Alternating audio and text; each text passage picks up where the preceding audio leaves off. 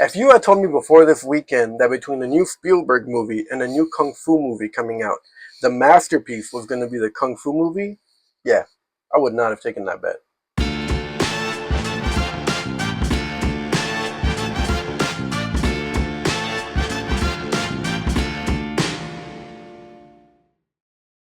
So The Furious is a new 2026 action film. It stars Mo Say and Joe Taslim. It's directed by Kenji Tanigaki, who's no stranger to kung fu movies. He's put out a couple of good ones, but this one easily takes the case in all his filmography. This film feels like a modern day masterpiece when it comes to kung fu films. And I'll get more into it in a little bit, but essentially, this is such a simple plot. It is literally a mute repairman teams up with a reporter when one's daughter and the other's wife both get kidnapped by the same child trafficking organization, and they just fight their way through each level of warehouses and clubs where these guys do their business. And it is just so kick ass. This movie has to go in like my top three of the year, top five of the year easily. I think they gave us a modern day masterpiece, honestly, because yeah, no, this film, in terms of kung fu films, it delivers. It hasn't delivered on. I haven't felt a film deliver like this since maybe The Raid. Like this was the last time I saw a kung fu movie, and I thought, yeah, this is one of the best ever made in the genre. No exaggeration. Mose is a mute repairman. So in his performance, he does have to do a lot of face expressions, a lot of pointing. That's really how he acts out. But that's not what gets you. What gets you is his movement. This man, the best way to describe it, it's like seeing a ballerina do a dance. Like you see them move so eloquently. You can see the years of preparation and practice and training that goes into every movement, and it's a work of art. Joe Taslim isn't half bad either. You could tell between the two, at least for the movie's sake. Mofe is supposed to be the more technical fighter, and Joe Taslim is supposed to be more of the, everyday guy, still super talented fighter, and when they're paired up together, they're unstoppable. But yeah, no, they both do genius work in what they do. I have to give it up for the stunt coordinators, the stunt team. This movie made fighting look. It really it really put the arts in mixed martial arts because it really made this feel like a piece of art. Like you're looking at a painting being done and a dance being made, the choreography. I can't stop raving about it.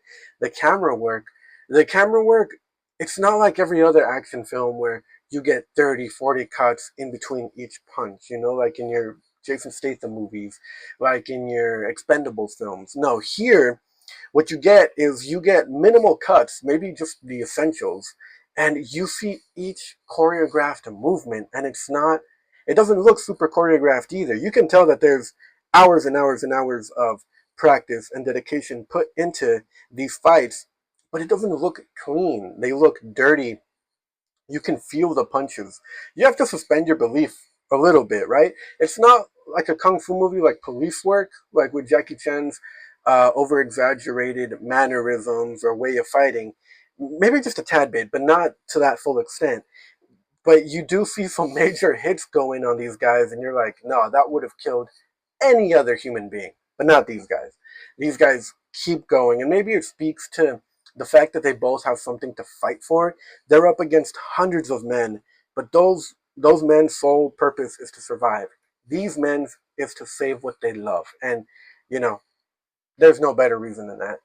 Uh, yeah, I have to give praise to everything here. The negative I have to mention is that for some reason there's this dubbing made over the acting of certain actors. I know that this film is set in China and that maybe not everyone's English pronunciation is the best. But that being said, I don't see how bad it could have been that you needed to put ADR dubbing over it because it just took me out a little bit. Like you can see someone say something and their mouth movements look like what they're saying, but it doesn't sound like they're right there. It sounds like they set it in a recording booth, and then they just layered it on top. I don't understand why.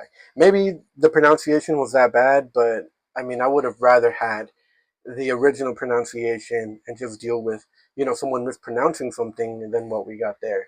But that's the only negative. It's a simple story, but you're not here for the acting. You're here for the choreography, for the fights.